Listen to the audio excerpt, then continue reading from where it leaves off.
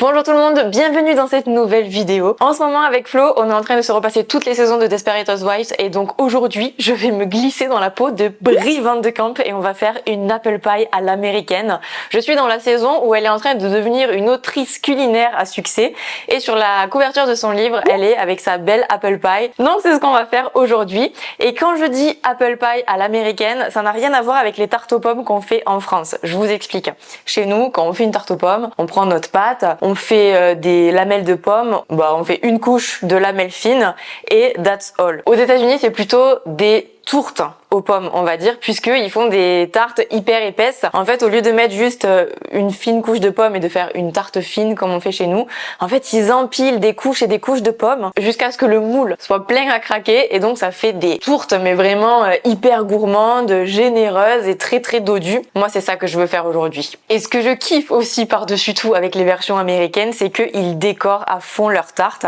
C'est-à-dire qu'ils font des petits quadrillages sur le dessus, ils font des découpages en zigzag, ils font des tresses, des tourbillons. De temps en temps, on voit des versions un petit peu plus kitsch aussi avec des formes, des petites feuilles d'automne, des petites formes faites à l'emporte-pièce. Bref, ils sont super créatifs en termes de tartes et moi aussi, j'ai trop envie de me faire plaisir. En plus, c'est un dessert vraiment en toute simplicité qui est vraiment de saison. C'est un dessert dont on se lasse jamais et surtout en ce moment, alors que c'est l'automne. Il y a Thanksgiving qui approche, donc c'est vraiment le dessert phare un petit peu de la saison. En tout cas, c'est super facile à faire. Le plus dur, on va dire, c'est de faire les croisillons sur le dessus et de faire la déco, mais on verra ça juste après. Mais d'abord, parlons du matériel.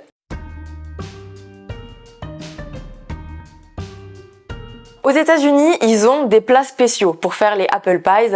C'est des plats qui sont hyper profonds pour du coup mettre un max de pommes et avec des rebords plats parce que sur les rebords, en fait, ils font tout le temps plein de déco un peu kitsch. Moi, j'ai pas ça chez moi, donc je vais faire dans le classique. Si jamais vous avez envie de vous faire un kiff, de vous en commander un, je vous mettrai des modèles dans la barre d'infos. Moi, c'est vrai qu'en termes de matériel, en fait, quand je fais des tartes chez moi, j'utilise des cercles à pâtisserie parce que j'aime bien avoir des résultats esthétiques qui ressemblent un petit peu à ce qu'on voit chez les grands pâtissiers avec vraiment un super beau fonçage, tout qui est super élégant comme dans les pâtisseries traditionnelles. Mais aujourd'hui, on est sur de l'authenticité et de la simplicité, donc je laisse mes cercles à tarte dans le placard. J'hésite entre plusieurs moules. Je me disais que avec un cercle à entremets, ça pourrait être cool parce que le côté est hyper haut, donc ça pourrait faire vraiment une tarte super profonde, mais je suis pas sûre qu'au décerclage, ça fera un résultat très très joli. Donc je pense que je vais éliminer le cercle à entremets. Et ensuite, j'hésitais entre deux trucs que j'ai trouvés dans les tiroirs de Flo. Soit un moule en verre classique, soit celui-ci. Mais je pense que je vais opter pour celui-ci. Alors franchement, ne me demandez pas les références. Je sais pas d'où ça vient du tout.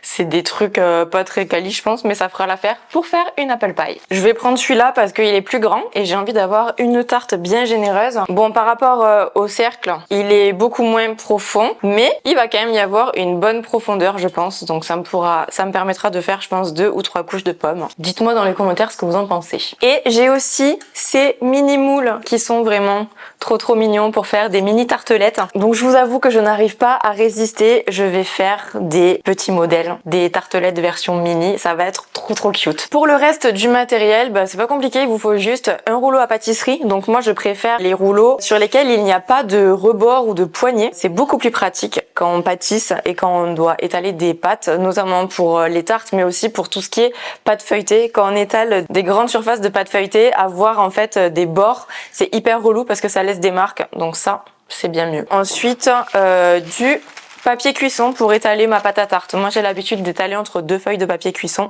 Ce sont des feuilles d'ailleurs que je réutilise, je les change pas à chaque fois, je les réenroule et ça me permet de les réutiliser. Au niveau du matériel, sachez qu'aux États-Unis ils ont 1 milliard d'accessoires pour faire des apple pie, notamment des petits outils pour couper la pâte en zigzag, pour faire des formes, ils ont des tonnes et des tonnes d'emporte-pièces. Si vous avez envie de vous faire un petit kiff, je vous mettrai dans la barre d'infos des exemples de trucs qu'ils utilisent, vous allez voir, vous allez halluciner.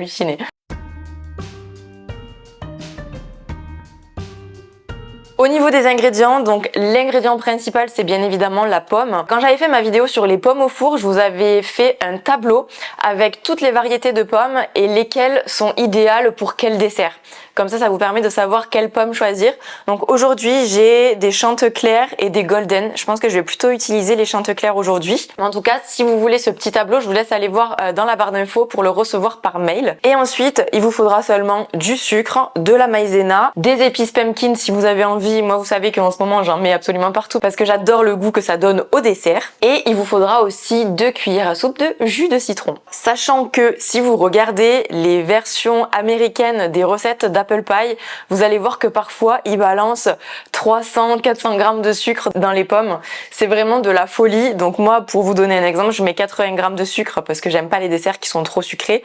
Mais si vous suivez des versions américaines, réduisez considérablement le sucre parce que c'est la folie leur dessert. Je sais même pas comment ils arrivent à manger ça par la suite. Et ensuite, il vous faudra bien évidemment une pâte. Donc moi, j'ai préparé ma pâte sablée fétiche. J'adore cette pâte. C'est la recette qui est dans mon e-book, le grand livre de la pâtisserie végétale.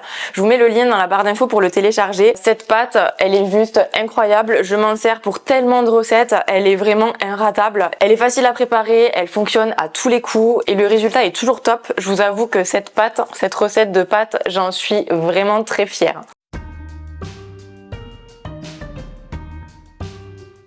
Avant toute chose, je vais graisser mon moule à tarte, surtout sur les bords parce qu'après au milieu en fait je me suis préparé un petit cercle comme ça de papier cuisson pour pas que ça accroche au fond, mais je vais quand même beurrer les côtés. Donc avec la même margarine que j'utilise pour ma pâte à tarte, qui est toujours la même. Soit je prends la Astra, soit je prends la Flora. Elles sont dispo en supermarché, super facile à trouver. Et en tout cas, c'est super important pour faire les pâtes à tarte du moins, d'avoir une margarine qui se présente en bloc, qui soit riche en matières grasses. Mais bon, ce petit topo là, j'ai l'impression que je vous le fais à chacune de mes vidéos. Je crois que vous avez compris que la margarine, que le type de margarine qu'on utilise, c'est hyper important en pâtisserie. Et d'ailleurs, je vous rappelle de bien vérifier les compositions parce que toutes les margarines ne sont pas véganes. Souvent, il y a des dérivés de produits laitiers, de la vitamine D qui est d'origine animale. Donc, faut faire hyper attention. Voilà, une fois que j'ai bien graissé mon moule, je place mon petit disque de papier cuisson, impeccable, et je peux laisser ça de côté. Maintenant, avant toute chose, on va s'occuper des pommes. Je vais bien les éplucher, enlever le cœur et les couper en lamelles. Donc pour enlever le cœur, toujours mon petit outil, mon précieux, mon outil préféré, l'automne dans la cuisine, pour enlever le cœur des pommes. C'est trop pratique. Je vous mettrai quand même dans la barre d'infos la taille du moule que j'utilise. Je le connais pas par cœur, je mesurerai après, je vous le mettrai. Pour que vous ayez une idée en fait de la quantité de pommes que j'utilise. Donc là je pars sur 4 pommes. Et bien évidemment pour les tartes aux pommes, moi j'épluche toujours mes pommes. Franchement c'est comme pour les pommes au four. Avoir la flemme et laisser la peau des pommes, moi je trouve ça vraiment pas bon. Enfin, c'est pas agréable en fait qu'on est en train de manger une part de tarte aux pommes et qu'on a la peau des pommes. Moi je suis pour les éplucher. Voilà, et tant qu'à faire, pendant que j'épluche mes petites pommes, je vous fais une petite reco matérielle. Parce que ça, vous voyez, c'est un épluche légumes, légumes ou fruits, que j'ai de chez Microplan et il est trop bien. Franchement, les produits Microplan. J'ai aussi le zester qui est très connu. C'est les zesters qu'ils utilisent dans Top Chef et je suis pas étonnée parce que quand on passe d'un zester classique ou d'un épluche légumes classique à un Microplan, c'est juste hallucinant la différence que ça fait. C'est vraiment des produits de ouf quoi. Donc si vous voulez vous faire un beau cadeau pour votre cuisine, même avec Noël qui approche, franchement pour les personnes qui kiffent cuisiner, les produits Microplan ils sont trop bien. Voilà, donc tout ça, ne vous inquiétez pas, ce n'est pas perdu, ça va partir nourrir les vers dans le compost. Ils vont se faire un festin, croyez-moi. Maintenant que mes pommes sont épluchées, je vais les couper. Moi je fais des lamelles, je sais que parfois il y en a qui aiment bien faire des petits cubes de pommes. Moi j'aime bien faire des lamelles pour pouvoir les superposer en fait. Comme pour une tarte aux pommes classique mais avec plusieurs couches. Donc je fais quand même des lamelles qui sont assez fines. Enfin, fines. Vous voyez, je fais à peu près comme ça. C'est pas très épais mais comme ça je peux les superposer. Parce que je trouve quand même que plus il y a de pommes, meilleur c'est. Une fois que j'ai découpé toutes mes pommes, donc je vais mettre toutes mes lamelles dans un saladier. Et ensuite je rajoute à l'intérieur mon sucre avec ma maïzena que j'ai préalablement mélangé ensemble avec mes épices pumpkin Et je rajoute 2 cuillères à soupe de jus de citron. Et ensuite, je viens mélanger avec les mains pour que toutes les pommes s'imprègnent bien de tout. Et en fait, je mets de la maïzena pour éviter que ça détrempe mon fond de tarte en fait. Parce que la maïzena, ça va venir absorber un petit peu l'humidité des pommes. Et ça va éviter qu'il y ait tout qui coule au fond de la tarte et que mon fond de tarte soit détrempé. Je mets mes pommes de côté et on va pouvoir passer à la pâte. Elle a reposé un petit peu au frais. C'est mieux de travailler avec une pâte qui est un petit peu froide. Donc moi, ce que j'aime bien faire, c'est l'étaler entre 2 feuilles de papier sulfu. Donc ce que je vais faire déjà, c'est que je vais pas tout étaler. Je vais en prendre qu'une partie parce que je vous rappelle qu'il faut en garder pour la déco juste après. Donc si vous avez besoin, n'hésitez pas à fariner un petit peu si vous sentez que ça accroche sur vos feuilles de papier sulfu. Et donc, on aplatit au rouleau en partant du milieu vers les côtés. On tourne d'un quart de tour et on réétale. Et ainsi de suite, on tourne d'un quart de tour. On étale jusqu'à ce que la pâte ait l'épaisseur qu'on souhaite et la taille qu'on souhaite. Donc là, je prends mon moule pour voir si je suis à la bonne dimension. Là, c'est bon, donc je vais pouvoir foncer mon moule. Donc pour ça, je viens récupérer ma pâte délicatement autour de mon rouleau et je vais la passer directement sur mon moule. Donc du coup, après, je viens bien la positionner avec les doigts. J'appuie bien dans le fond et je la rabats bien sur les bords pour que ça épouse bien la forme du moule, que j'ai pas de bulle d'air en dessous.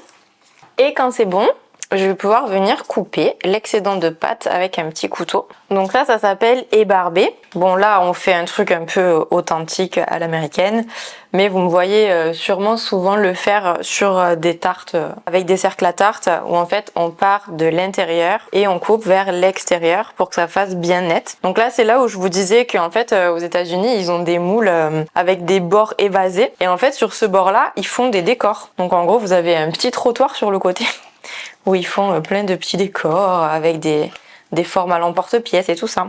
C'est trop mignon. Donc nous, on n'a pas de rebord, donc on reste sur du classique. Et même si ça fait un rendu un peu rustique, authentique, j'aime bien que les côtés se soient bien nets. Du coup, j'aime bien passer mon doigt justement pour que les côtés soient bien nets. Voilà, donc là, je laisse mon fond de tarte de côté. Normalement, il vous reste plein de pâtes pour faire le décor. Ah oui, j'ai oublié de vous dire. Donc, par rapport à la recette de la pâte sablée que vous trouverez dans mon ebook, pour la taille de mon moule et pour en avoir aussi un petit peu pour faire les mini versions, j'ai fait x 1,5 sur les quantités de mon ebook. Donc là, je vais encore reprendre cette partie, je vais l'étaler et on va pouvoir faire nos décors.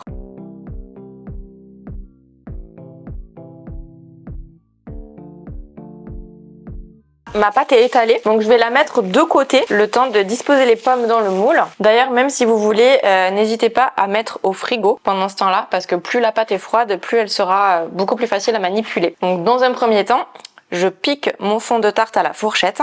Je fais mes petits trous partout. Je viens disposer dans le fond de ma tarte de la compote. C'est pas une compote que j'ai faite, je l'ai achetée en pot. Vous pouvez la faire vous-même, bien évidemment. Ce que vous pouvez faire aussi, c'est faire la crème de votre choix. Par exemple, dans mon e-book, j'ai une crème pâtissière qui irait très bien. J'ai aussi une crème d'amande. Ben bref, vous pouvez trouver l'inspi dans mon e-book. Il y a pas mal de recettes de tartes en plus à l'intérieur. Bon, moi j'aime bien être généreuse en compote. Et maintenant, je viens disposer mes pommes. Donc, moi je fais en fait comme dans une tarte aux pommes classique. En fait, le visuel là, c'est pas très grave parce que dans tous les cas, il va y avoir par-dessus tous les croisillons et toute la déco. Donc en fait, l'intérieur de la tarte, ça se verra pas. Et en fait, j'aime bien quand même pas les mettre en vrac et les disposer les unes à côté des autres parce que je trouve que comme ça, quand on découpe la tarte aux pommes et qu'on voit les différentes strates, ben, c'est beaucoup plus joli en fait. Après, ce n'est qu'un détail. Si vous n'avez pas le temps, vous pouvez balancer vos pommes comme ça. C'est pas très grave et ce sera tout aussi bon. Mon moule est bien rempli, donc je vais mettre ça de côté et je vais reprendre ma pâte pour découper mes lamelles. Donc ici, pour faire les décors, il va vous falloir un petit couteau pour découper des lamelles. On va pouvoir aussi faire des tresses et j'ai un petit ustensile que je pique à flot. Je lui pique ce petit outil qui à la base sert à faire des raviolis et vous savez, en fait ça a permis de faire le côté denté là, en zigzag sur les raviolis. Donc je vais m'en servir pour ma pâte. Je vais faire quelques bandes. Si jamais vous n'arrivez pas à couper droit, vous pouvez vous aider d'une règle. Comme ça, vous aurez un rendu un petit peu plus esthétique. Donc n'hésitez pas à faire des bandes de différentes tailles, ça fera... Enfin, moi je trouve que ça fait plus joli. Donc moi je vais varier entre des bandes droites, des bandes en zigzag et des petites tresses. C'est pas évident de faire bien droit hein, quand même. Donc ça, les chutes, je vais les garder et je vais faire mes petites tresses avec. Et donc pour les tresses, il vous faut 3 morceaux de pâte qui font à peu près le même poids. Et ensuite, on va rouler ça en boudin. Donc il faut quand même que les boudins soient assez fins, parce que si c'est trop gros, ça va faire un peu bizarre sur la tarte, ce sera pas très joli. Mais sachant que plus vous faites des boudins fins, plus ils sont difficiles à manipuler. Donc il faut être délicat. Et ensuite, donc une fois que vous avez vos 3 brins, en fait c'est comme si vous faisiez des tresses sur des cheveux. Donc à chaque fois l'une sur l'autre. En tout cas, il faut essayer d'avoir des boudins qui sont assez réguliers. Parce que s'il y a un bout qui est plus gros que l'autre, après ça fait un peu moche quand on tresse. Petit à petit, à mesure que vous faites vos bandes, vous pouvez déjà commencer à les disposer sur votre tarte. Donc là, je dispose mes bandes les unes parallèles aux autres en alternant des tailles de bandes plus ou moins larges, des bandes en tresse. Quand je suis contente de ma disposition, je vais replier sur elle-même une bande sur deux et puis je dispose une nouvelle bande de pâte perpendiculaire aux autres. Les bandes parallèles que j'avais repliées sur elles-mêmes, je les replace par-dessus et cette fois-ci, je replie sur elles-mêmes les autres bandes de pâte que j'ai pas encore touchées. À chaque fois, on fait une bande sur deux, j'ajoute la bande perpendiculaire et ainsi de suite. Pendant que je fais toute la tarte, je vais vous donner des petits conseils pour réussir votre quadrillage. Mon premier conseil, c'est de travailler une pâte bien froide. Si la pâte se réchauffe au fur et à mesure, vous allez voir que les bandes de pâte, elles deviennent molles, fragiles, difficiles à manipuler. Donc si ça vous arrive, mettez les bandes au frigo pendant quelques minutes et comme ça elles vont se raffermir. Mon deuxième conseil, c'est de faire attention à l'épaisseur de votre pâte. C'est pas la peine de mesurer avec précision évidemment, mais la pâte elle doit être ni trop fine ni trop épaisse. Il faut en fait la bonne épaisseur pour faciliter l'entrelacement des bandes de pâte pour former le quadrillage. Et dernier conseil, avant cuisson, saupoudrer d'un petit peu de sucre pour avoir une jolie coloration et plus de gourmandise. Ma tarte est presque finie d'être décorée. Je vais déjà préchauffer le four et le temps que ça chauffe, je vais faire un petit peu plus de déco puisque j'ai ces petits emporte-pièces qui sont ultra mignons en forme de cœur. Ça normalement en fait c'est des petits emporte-pièces tampons comme ça, on peut appuyer et en fait normalement ça sert pour le cake design, pour la pâte à sucre en fait. Normalement on découpe des morceaux de pâte à sucre là-dedans. Ce que je vous propose c'est de faire des petits cœurs trop mignons et de les disposer sur notre tarte. Dites-moi dans les commentaires ce que vous pensez de cette petite déco.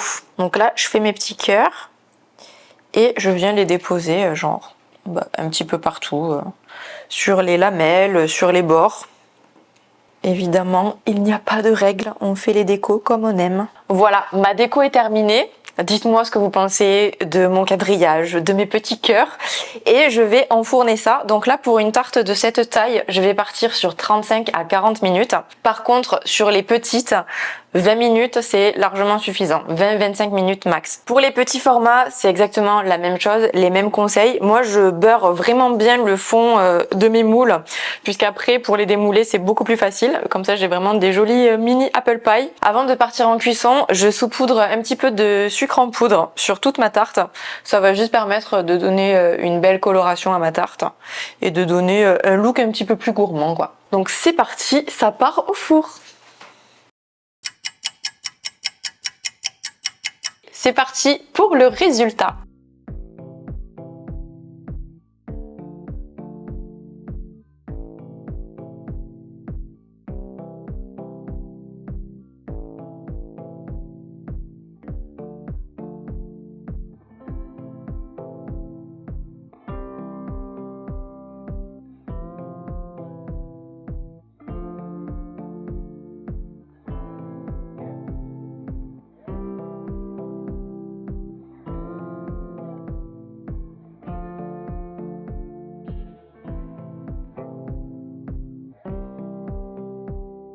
C'est l'heure du goûter.